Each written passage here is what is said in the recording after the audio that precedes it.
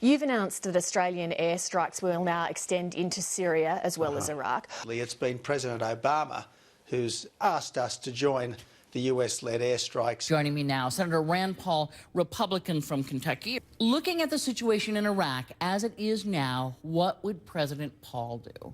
I think we have to understand first how we got here. We have been allied with ISIS in Syria.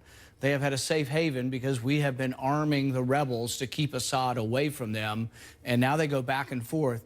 So I think our intervention in Syria has led precisely to what's it may going on in have, Iraq. Senator, but we are where we are because we armed the Syrian rebels. We have been fighting alongside al-Qaeda, fighting alongside ISIS. ISIS is now emboldened in 2 countries. But here's the anomaly. We're with ISIS in Syria. We're on the same side of the war. So those who want to get involved to stop ISIS in Iraq are allied with ISIS in Syria. That is the real contradiction to this whole policy. right. What angers the Syrian army at the moment, and I was on their front lines about 9 weeks ago, is that when columns of ISIS forces arrive in their thousands across the desert, clearly visible on American satellite pictures, the Americans don't bomb ISIS then. They let them attack the Syrian army and beat them, of course. That's how Palmyra fell, the Roman city whose temples are now being blown up by ISIS. Many of your Republican colleagues would argue that what we should have done in Syria was get rid of Assad, and that would have stopped ISIS in his tracks. But we've done this. Look at Libya.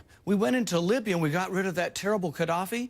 Now it's a jihadist wonderland over there. There's jihadists everywhere. If we were to get rid of Assad, it would be a jihadist wonderland in Syria. It's now a jihadist wonderland in Iraq, precisely because we got over-involved, not because we had too little involvement, but too much involvement. I would say right now, if you are a member of ISIS, you're looking at the Shiites right in front of you in the battles you're fighting. I don't believe that ISIS is right now in the middle of a battle saying, I think we're going to send intercontinental ballistic missiles to America. But what I would say shouldn't we stop them now? Well, we should have not armed them. If we wouldn't have armed them in Syria, maybe they wouldn't be in Iraq. Right? Well, the past is 6 months ago. The past is still the current as well. It is the present. We are still arming the radical Islamic rebels in Syria. So the homeland, they're going back and forth across the border. They go back into Syria, and that is a homeland that we are helping to defend for them. How do you stop that? Well, let's not be involved in the Syrian civil war, and let's not be involved in the Iraq civil war. You have to ask yourself, are you willing to send your son? Am I willing to send my son to retake back a city, Mosul, that they weren't willing to defend themselves? I'm not willing to send my son into that mess.